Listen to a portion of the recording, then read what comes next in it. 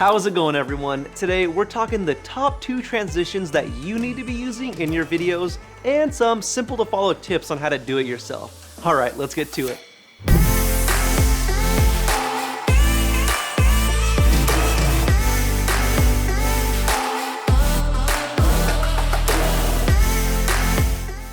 Let's be honest, transitions are where it's at right now. I mean, it's such an easy way to level up your videos.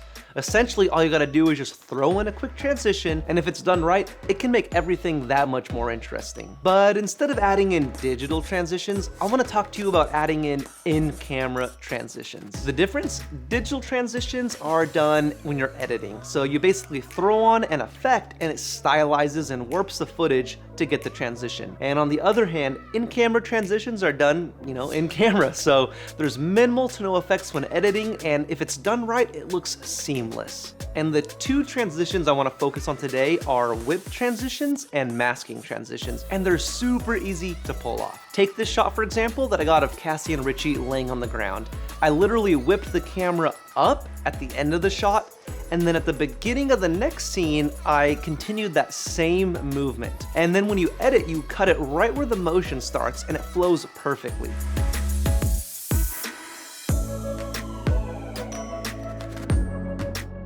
And then here is another shot where I moved the camera left and I did the same left movement on the next shot. So if you want to do this, first things first, you got to plan out your shots you want to add these transitions to. A good starting point is to go from scene to scene. So when you're filming and you're at the end of one location, you want to make sure you get a shot with that movement, and then at the next location, do the same movement to blend those shots together. And you want to make sure that your scenery, your brightness, and your colors are somewhat similar, because if it's too much of a jarring and drastic difference, it just doesn't flow right. You'll notice that I went from concrete to concrete, so it blended perfectly, and same with the subway shots, it was all sort of the same color tones and gray colors. Then when you're editing, you have to go in and line up the footage right where that motion starts, about midway through, and you're gonna line up the 2 shots.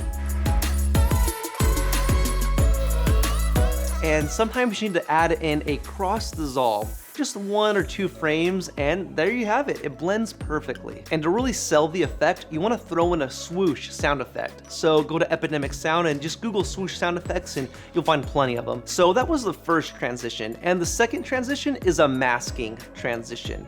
This is essentially where you have some sort of object in front of the camera as you're filming.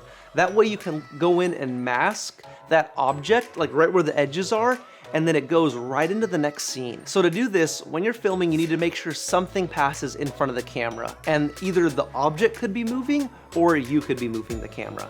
So it could be a car, a tree, a pole, a building, a person, pretty much anything that's gonna fill up the entire frame of the shot. Then in your editing program, you're gonna select the masking tool and go in and mask right on the edge of that object. And you're pretty much gonna have to mask it frame by frame. It shouldn't take too long, but the effect is amazing. In-camera transitions are my favorite because it just makes you really focus on your creativity when you're filming. Alright guys, so choose one of these transitions and use it in your next video. It's gonna force you to be creative and plan out your shots while you're actually filming. Drop a comment below letting us know which one you're gonna use, and if you have any questions, leave them below or send me a message on Ben Hess Films at Instagram and I'll be sure to answer them. See you guys.